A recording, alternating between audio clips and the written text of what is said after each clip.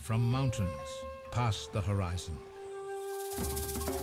As the water flows inland, it creates a spectacular delta, a permanent wetland in the heart of the Kalahari Desert. It's called the Okavango. But this world of water is no safe oasis.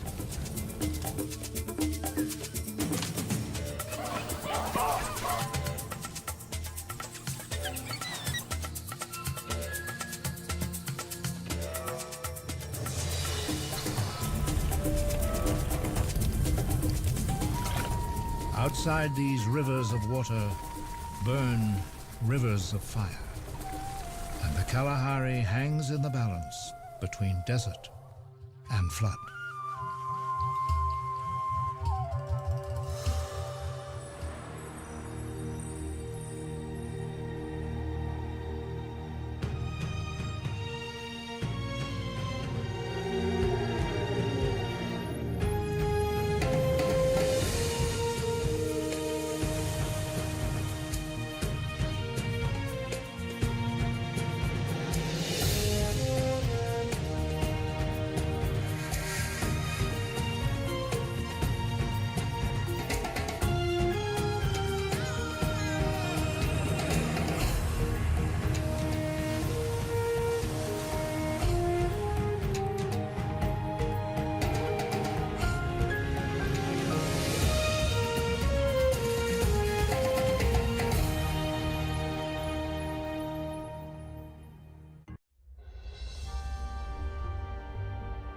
Where a great African river meets the parched heart of the Kalahari lies a land of profound beauty, the Okavango Delta.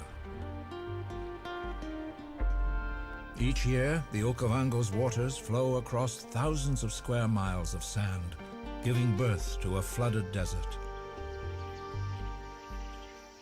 Within its breathtaking vistas lurk hidden dangers and rare and extraordinary creatures.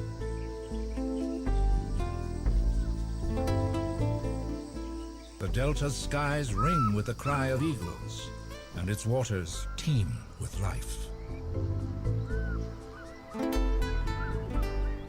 There is no other system quite like it on Earth, and few so complex. On the northern edge of Botswana's Kalahari Desert, a river comes to a remarkable end, far from the sea. Its waters spread across a vast, flat plain, the desert interior of southern Africa. But for its first 60 miles, the river is confined between two parallel fault lines in a region known as the Panhandle, where it meanders like a giant snake.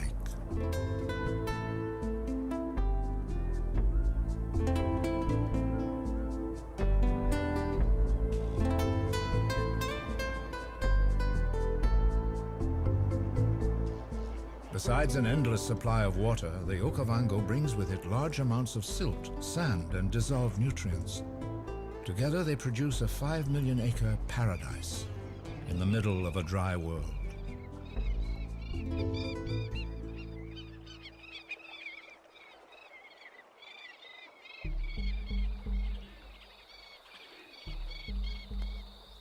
Laid 3 months ago, crocodile eggs hatch when the waters start to rise.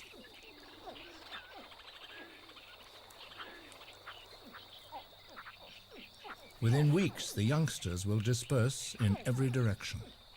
Most will succumb to predators, some may remain in the Panhandle, and a few could end up hundreds of miles away, stranded in the desert. Their fortunes will follow the water in both its rise and fall. The Panhandle's lush papyrus beds support a rich supply of insects and fish, a perfect nursery for small crocodiles. Up to 10 feet thick in places, these great floating mats stretch as far as the eye can see, dwarfing even elephants.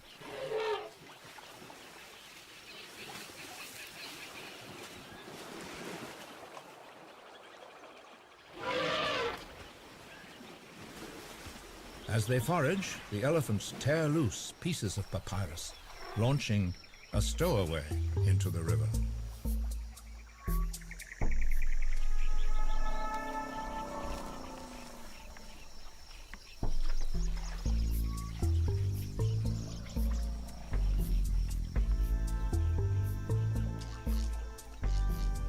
Heading into open water, this tiny crocodile drifts into danger.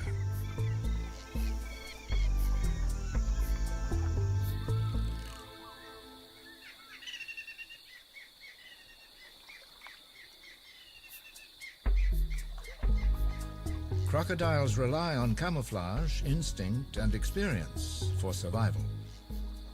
Living long enough to acquire the experience is the challenge.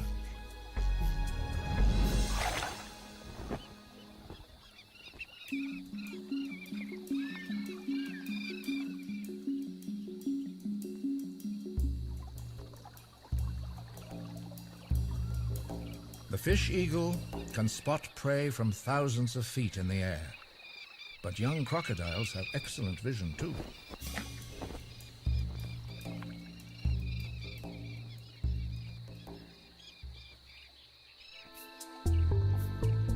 Still, out of the many thousands of crocodiles hatched in a season, only a few will grow to maturity. As the waters peak, large sections of papyrus can break away and float downstream. These circular islands often wash into small channels. Blocked off, the channels may eventually vanish. But elephants and hippos are always clearing old channels and forging fresh ones. Where does all this water come from? For several months each year, rains in distant mountains, augmented by local rains, send a surge of water through the panhandle. It will take nearly half a year to spill out into the desert at the other end. The waters spread underneath the papyrus mats, lifting the entire surface like a huge raft.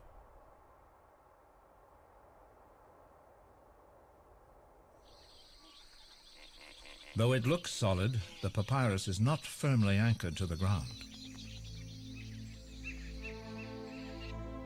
Beneath its protective roof, crocodiles and a wealth of other small creatures find shelter.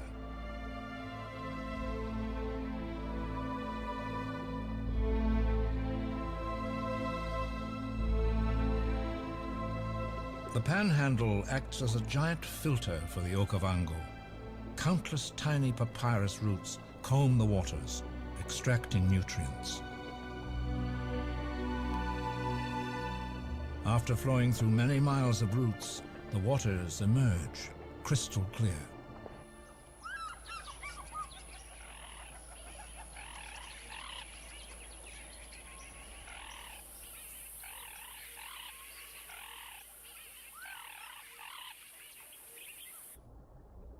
At the edge of the papyrus lurks a hunter, armed with razor-sharp interlocking teeth. The tiger fish can strike with lightning speed both below the surface and above it. The lily trotter is hunting too, unaware that it is also being stalked.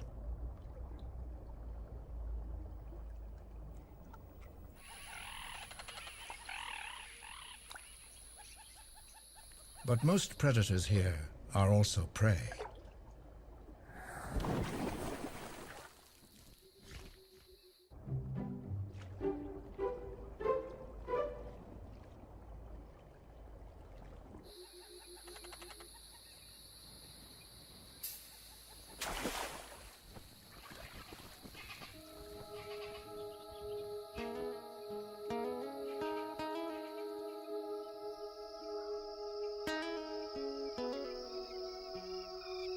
Sunset brings a changing of the guard.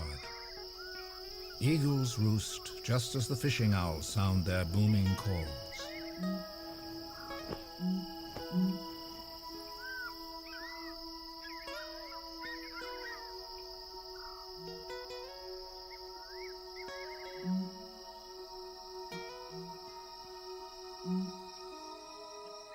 From below the papyrus, small fish and insects come out under cover of darkness.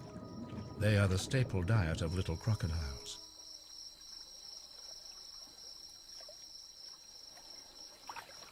In this watery world, the Pell's fishing owl is the eagle of the night. With broad and powerful 5-foot wings and talons like grappling hooks, it lifts heavy prey straight out of the water. Its main target is fish, but a small crocodile will do.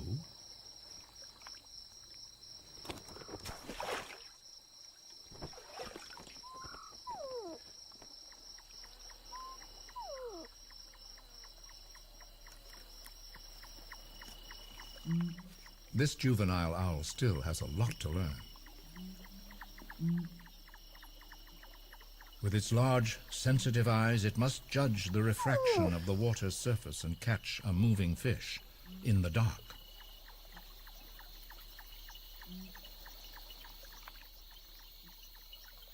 Diving into the water, it risks crocodile attack, but the owl's special layer of downy feathers prevents it from sinking, so it can make a quick escape. The forlorn cry of the young owl signals his increasing hunger. His parents are mating and no longer feed him.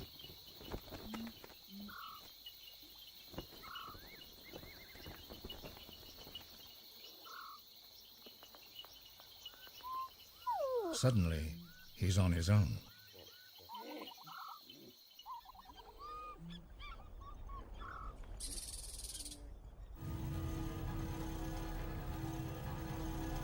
A worthy opponent rises up to meet the waters.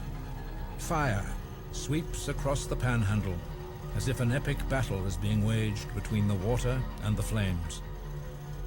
Together, they will reshape this land of extremes.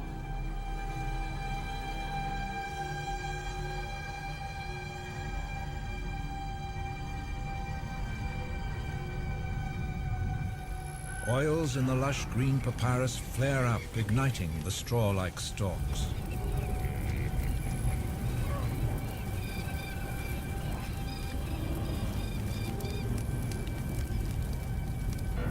In the face of fire, escape is the only option.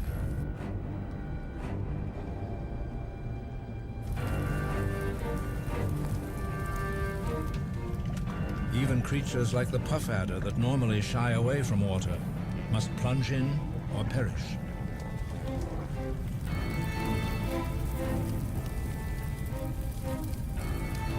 Out of this elemental struggle, the Okavango is reborn.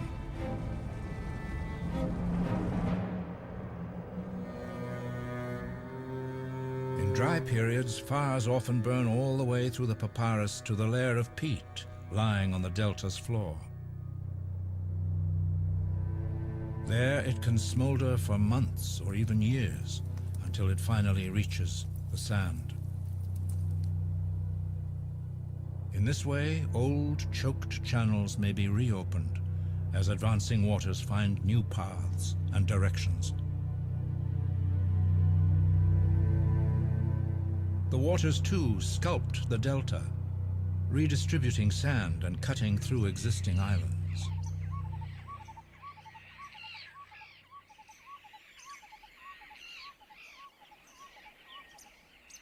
They carve out steep banks where rainbow-colored birds find safe nesting sites. This haven for white-fronted bee-eaters will not last forever. Next season, it may well crumble and wash away completely. But for a while, the bee-eaters grace their sandy bank with dazzling colors.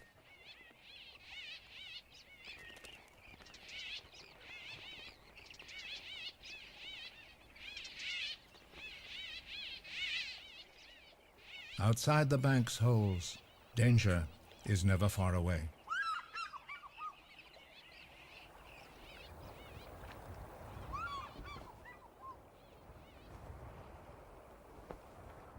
Change is stirring throughout the panhandle as the surge of water passes and water levels lower.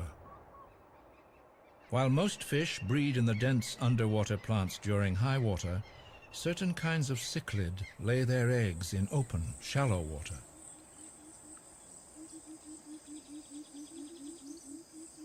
Their nests pockmark the sandy bottom.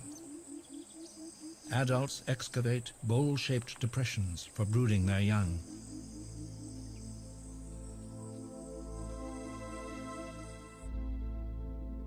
Since large predatory fish live primarily in deep water, the cichlid nurseries are out of their reach, nor can they hunt below the papyrus any longer. For now, the rafts have lowered and come to rest on the delta's floor. Thousands of small fish are forced into the open channels, exposing them to attack.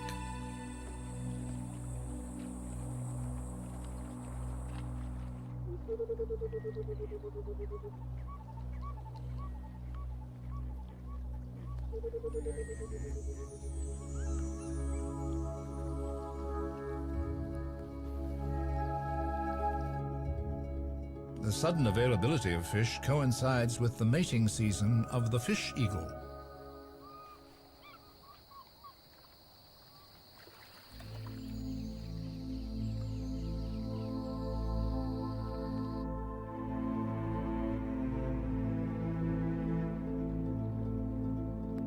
Without their papyrus shield, small fish cling to the roots on the river's edge. They attract schools of hungry pike. Tigerfish, too, patrol the fringes of the channel.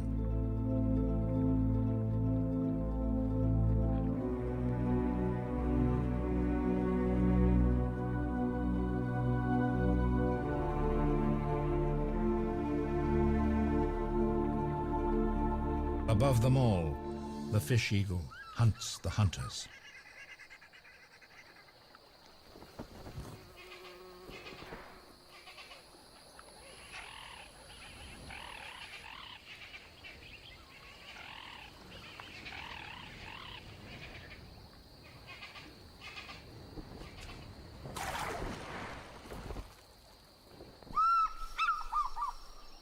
When the fish are scarce, eagles need large territories.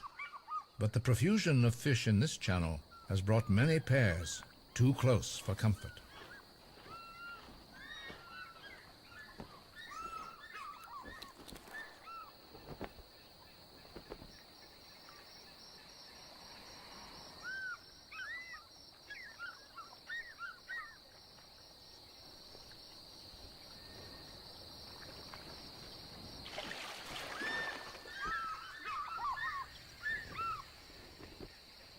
Their battle is a dizzying display.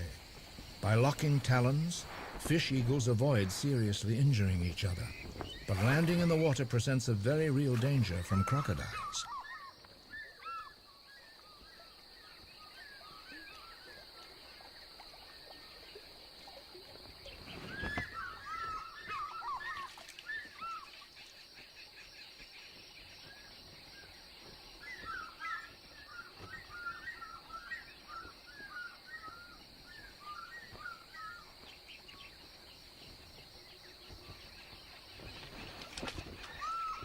Besieged from above, it's trapped there.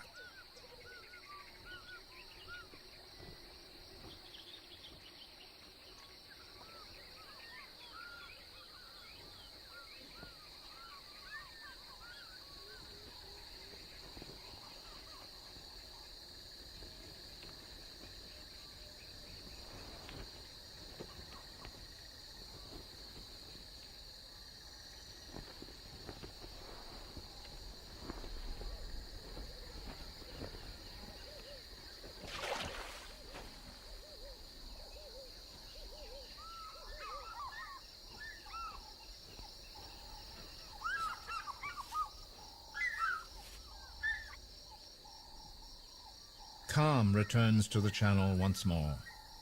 As it relaxes, the eagle fluffs its feathers, their color enhanced by the setting sun.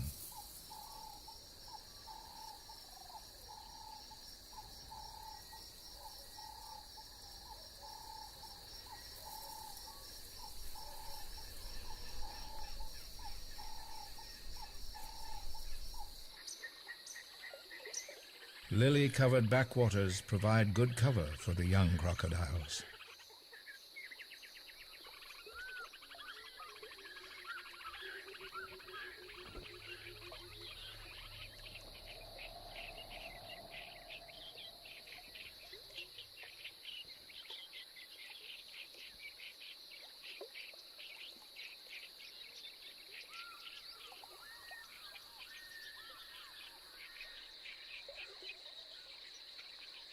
But fish eagles zero in on even the slightest movement.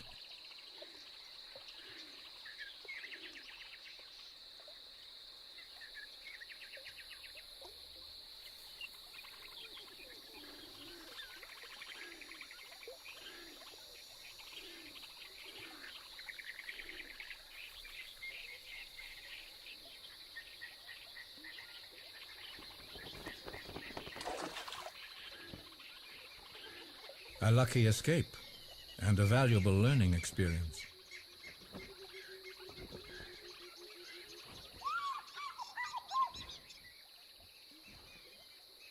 Fishing owls hide in the dark wooded islands along the channels during the day. Owls and eagles are about the same size, but they are not equals. Despite the easy mark, the owl will not hunt, for any movement could set the eagle upon it, a fight the owl would lose.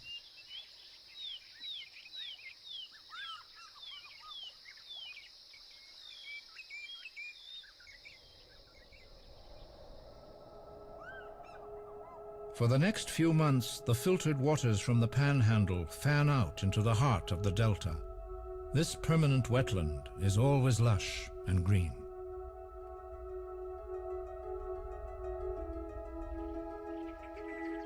Piercing sunlight and a slowing current foster a multitude of aquatic plants.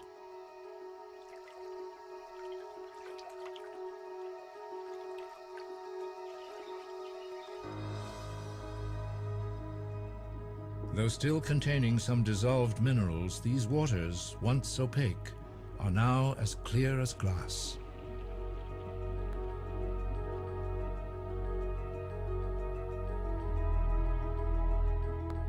The tranquil heart of the wetlands belongs to the plants.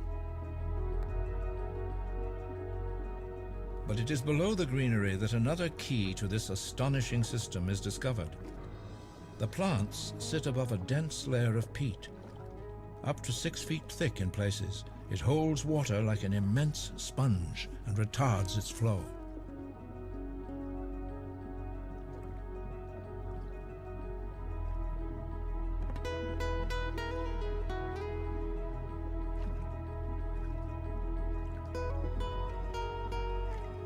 Only very large animals can successfully navigate the wetlands. With little game available, just a few crocodiles live here, though they can grow to enormous size. They stalk the hippo paths which slice through the vegetation, revealing the peat and sand beneath.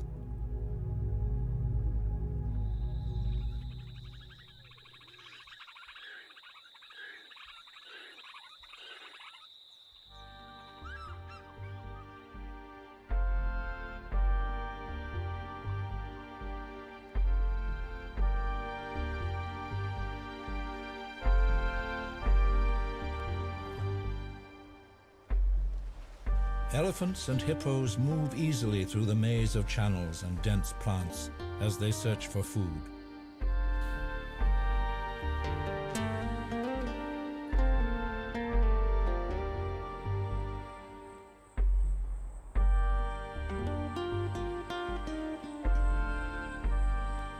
Only one antelope resides in the deeper waters of the wetland, the graceful and elusive Sitatunga. Its elongated hooves keep it from sinking as it travels over marsh.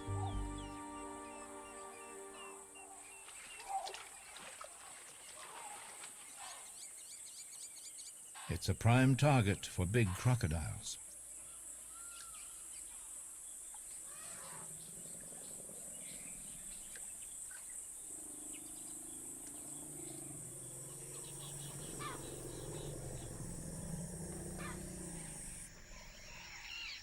Many young crocodiles have made it into the wetland.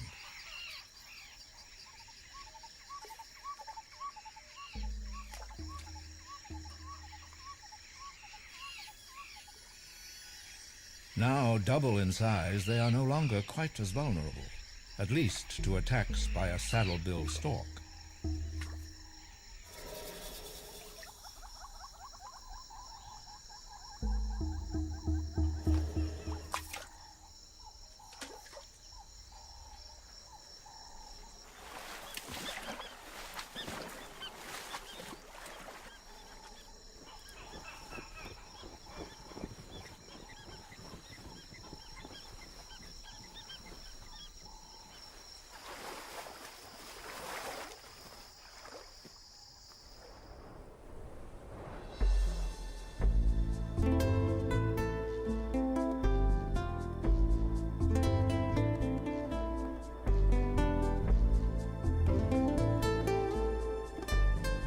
On the fringes of the permanent wetland lives another water antelope. In huge herds, the red lechwe keeps to the shallows where they are safe from most predators. When the seasonal surge of water advances beyond the wetland, they will follow it to new grazing.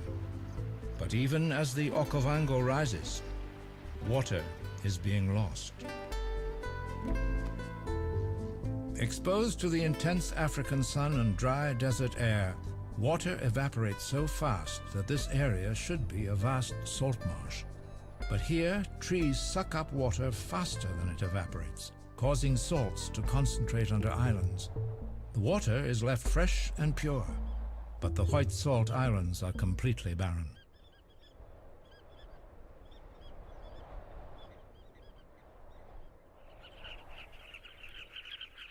The White Islands are isolated enough that bee-eaters will forego the safety of their vertical riverbanks and dig their nests on flat ground.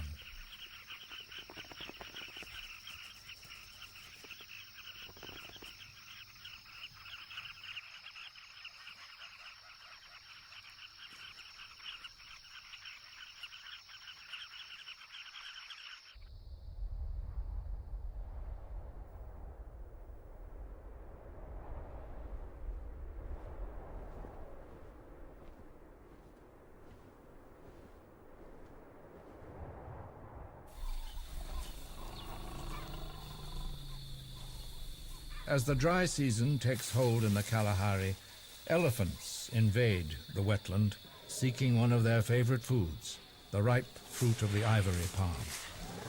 But getting it requires timing and precision. Shaking the tree is a skill, and some elephants are more talented than others.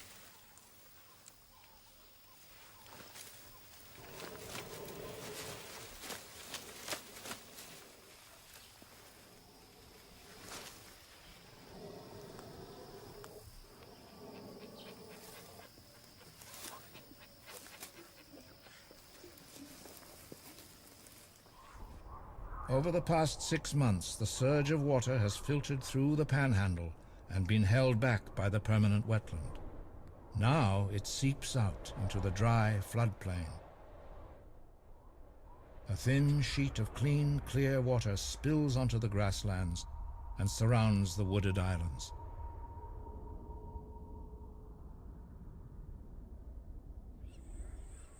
Coming at the driest time of year, long after the last meager desert rains, the water's arrival seems like magic.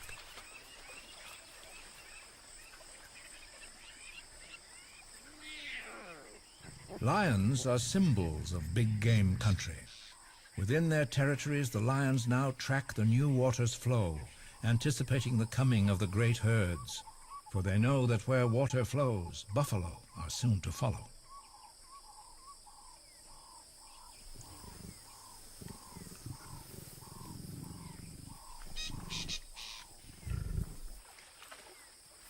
Older lions have seen this all before, but to a young cub, the transformation is astonishing and slightly suspicious.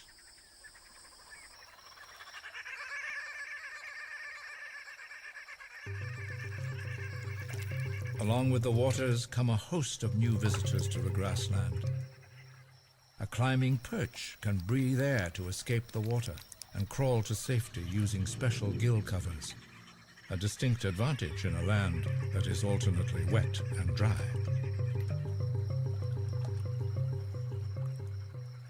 The swelling waters flush insects, mice, and other small prey out of their grassy hiding places and into the open.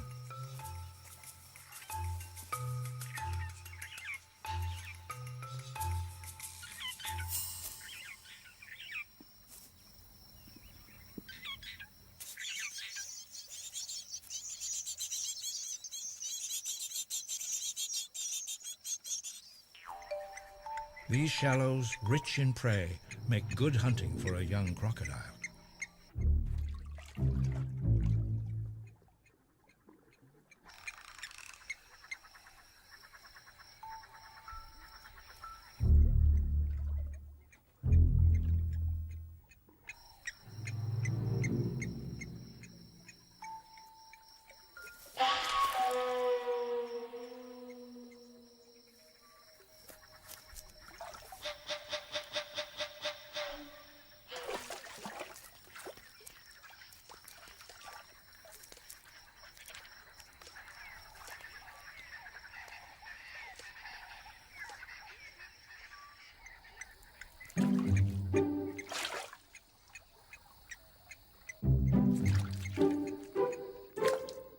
The unusual binocular vision of the climbing perch gives it pinpoint accuracy when leaping for insects.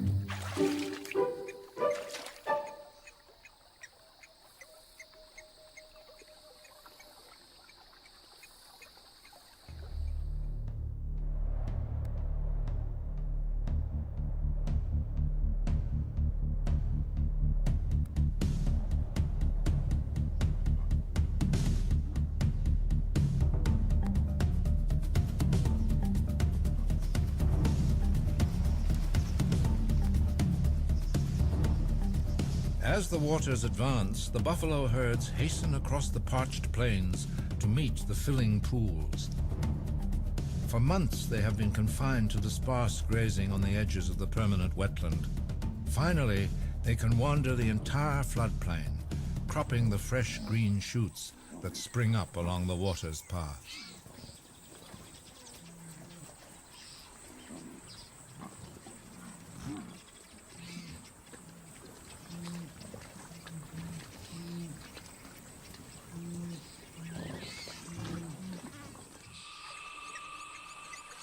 The lions of the Okavango do not shy away from water, especially if prey is on the other side.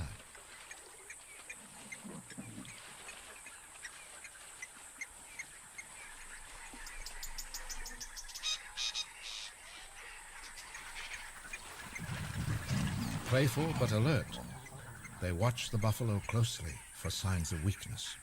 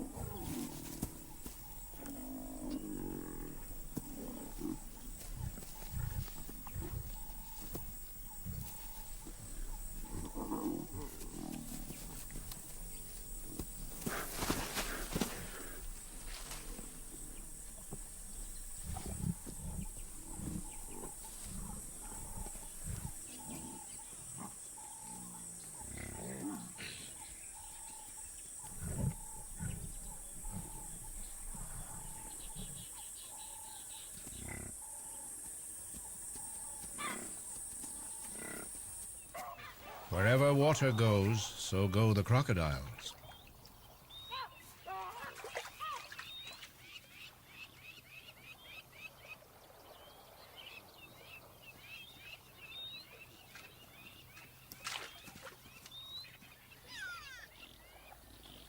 Wild dogs hunt here too, treading the water cautiously. They track the same prey, but often fall to crocodiles themselves.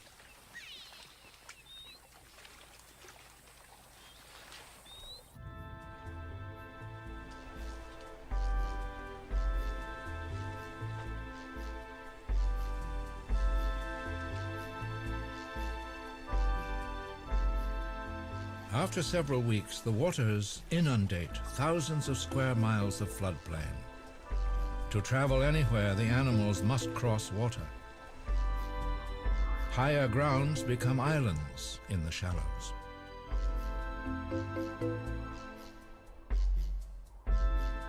Palm thickets provide good hiding places for prey and predator alike.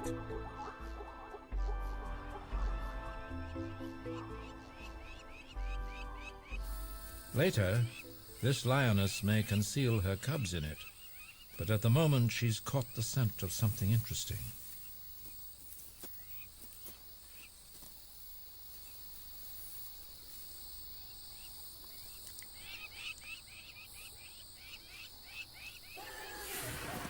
A warthog.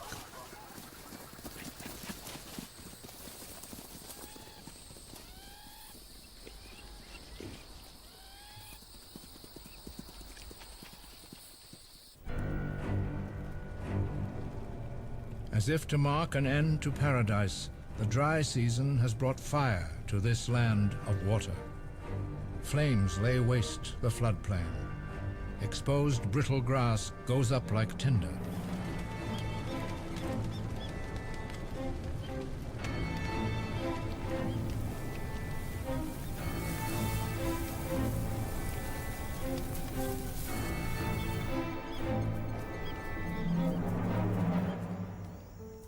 For now, the island of the lions remains unscathed.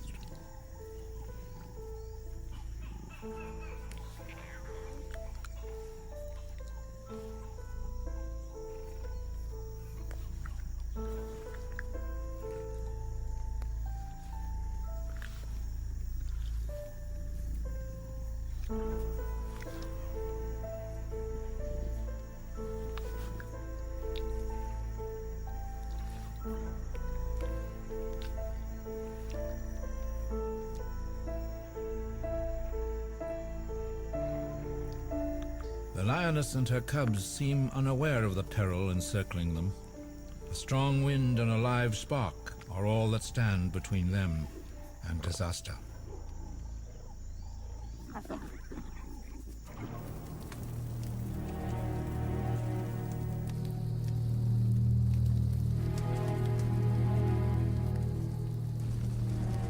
While most animals simply flee, the weak are easily trapped.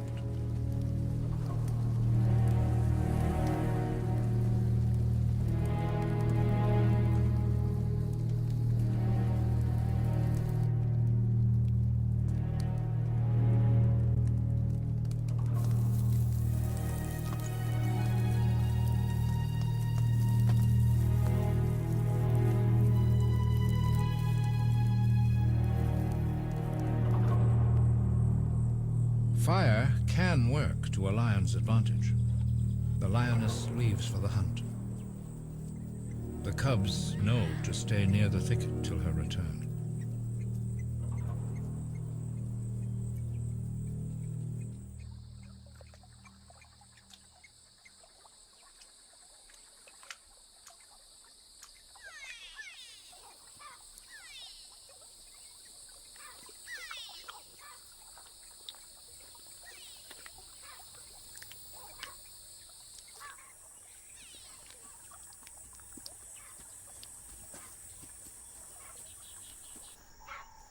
On an island untouched by fire, a sausage tree has attracted several animals.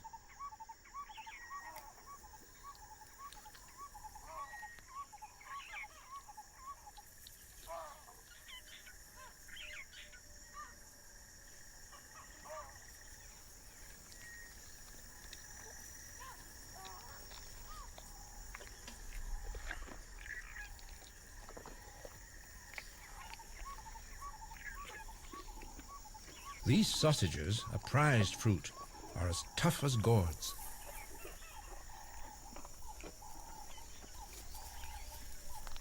Baboons have their own way of tearing them apart. It takes 2 hands, 1 foot, and strong teeth.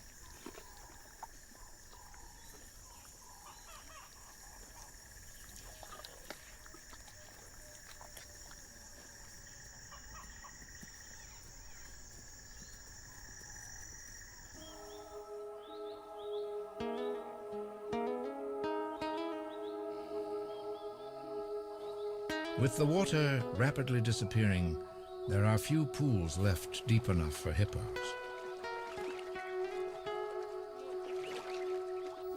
Nearby, lechwe rest, never straying far from water, their only safe haven. Soon they must retreat to the permanent wetland.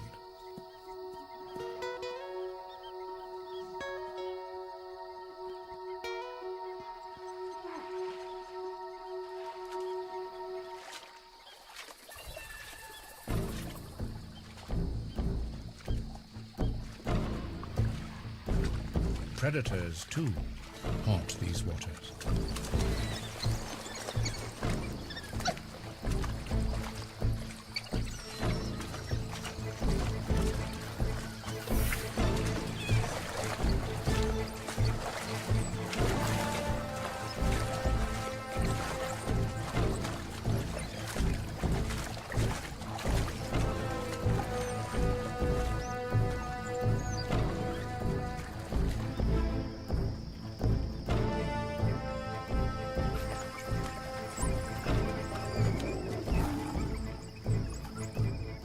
The age-old rival of the wild dogs is all too ready to profit from their efforts.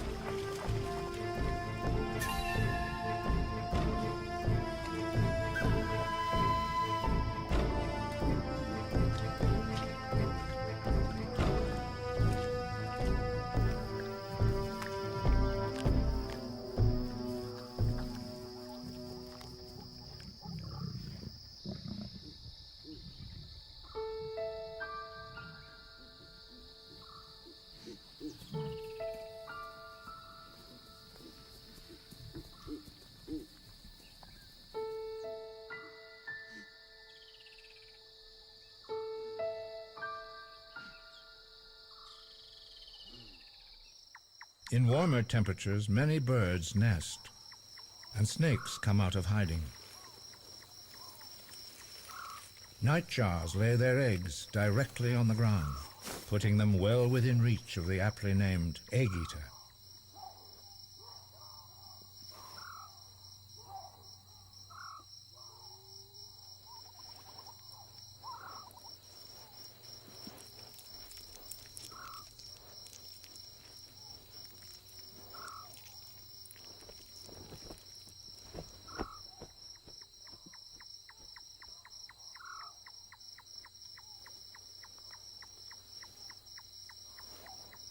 It crushes the egg with its vertebrae to release the contents.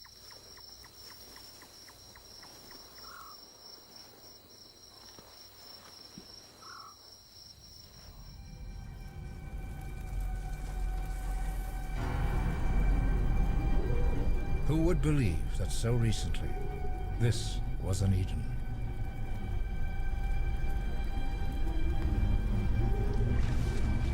The herds take refuge in water, but it too is vanishing. In the end, the waters are conquered by the dry season and the desert. In the searing heat, an inch evaporates every day. The rest sinks into the sand. Soon all is lost, save for a few large pools.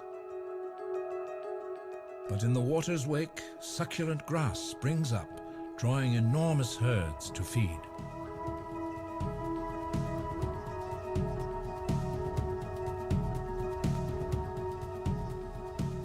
The changing conditions in the floodplain open opportunities for some, just as they close them for others.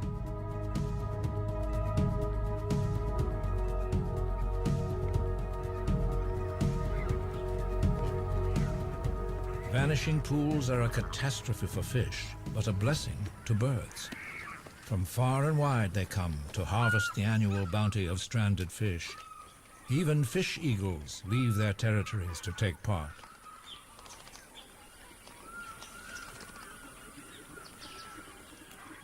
The crocodiles remaining in the floodplain are forced into the shrinking pools.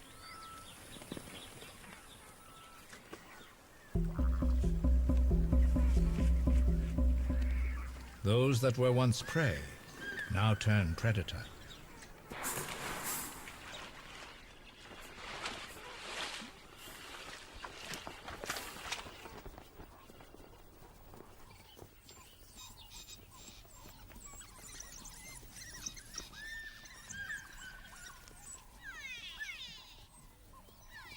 The oppressive heat doesn't seem to dampen the spirits of the wild dogs. They simply head for a mud bath.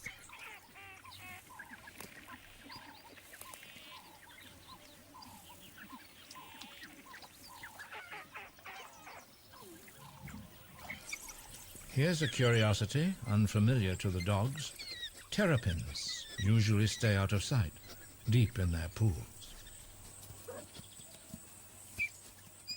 With its home drying up, it must seek a safe place to wait for the water's return. But a safe place may soon be beyond its reach.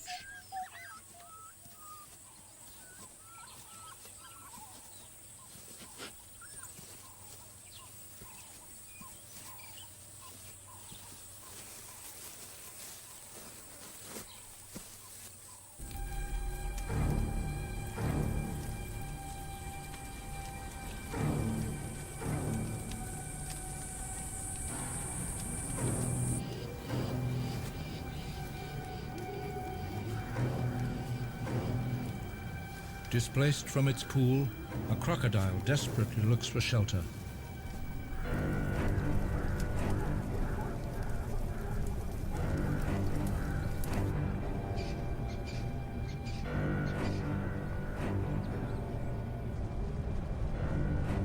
In huge swaths of the delta, fire replaces water as the dominant force.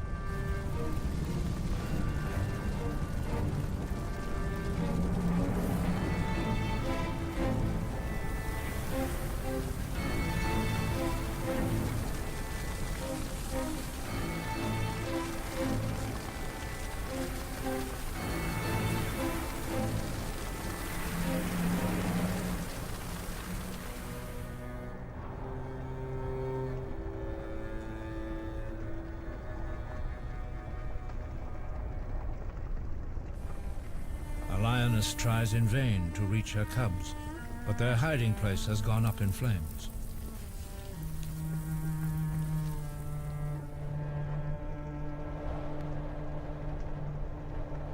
Every year, thousands of animals are destroyed by the infernos that consume the delta. Most are the young, the small, or the slow-moving.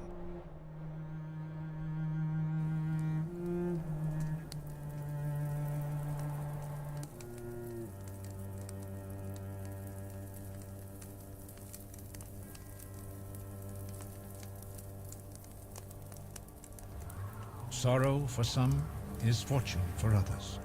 For when cover is scarce for the mouse, food is plentiful for the yellow-billed kite.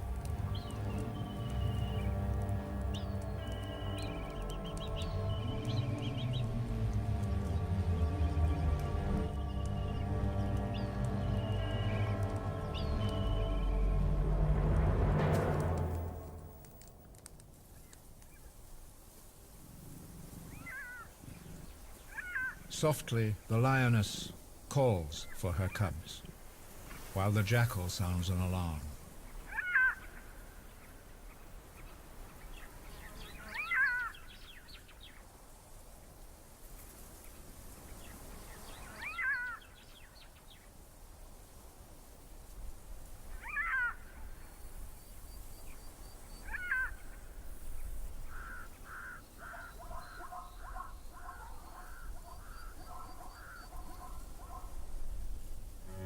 Most large animals escape unharmed. They simply walk away faster than the flames, or they shelter in areas that have already burned.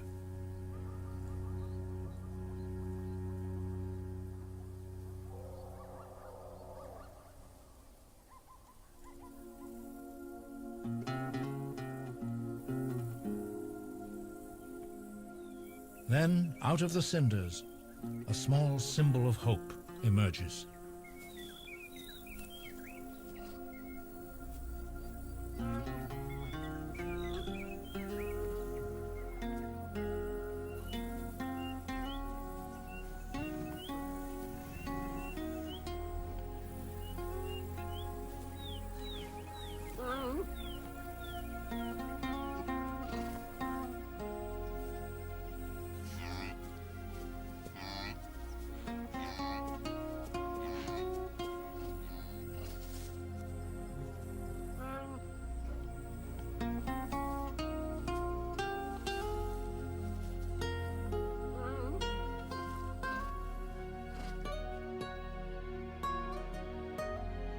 Now the hard times settle in for the creatures of the plains.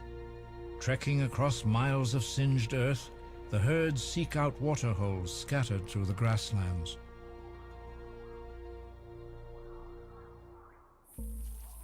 And as always, the crocodiles are waiting in the last haven for the survivors of the heat and flames.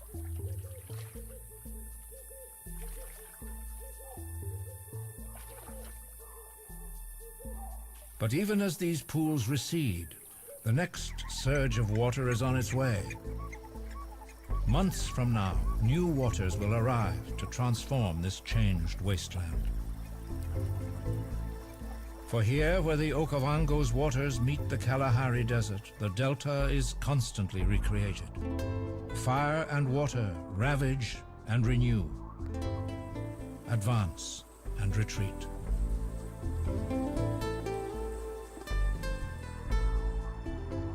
But the waters are never defeated.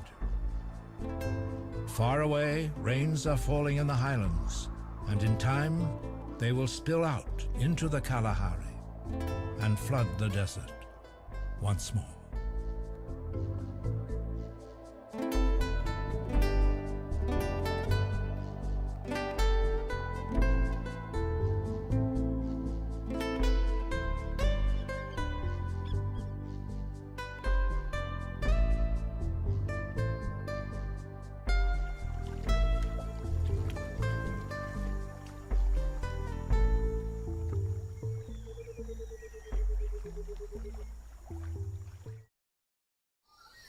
This nature program is available on DVD for $19.99 plus shipping.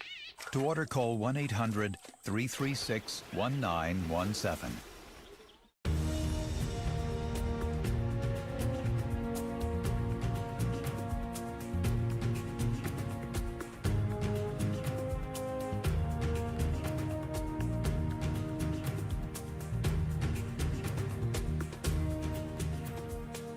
Next time on Nature, Ginger Catherine's returns to the wild horses of Montana and a stallion known as Cloud.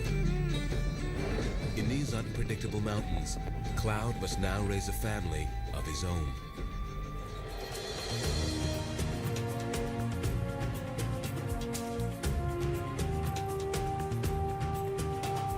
To learn more about what you've seen on this nature program, visit pbs.org.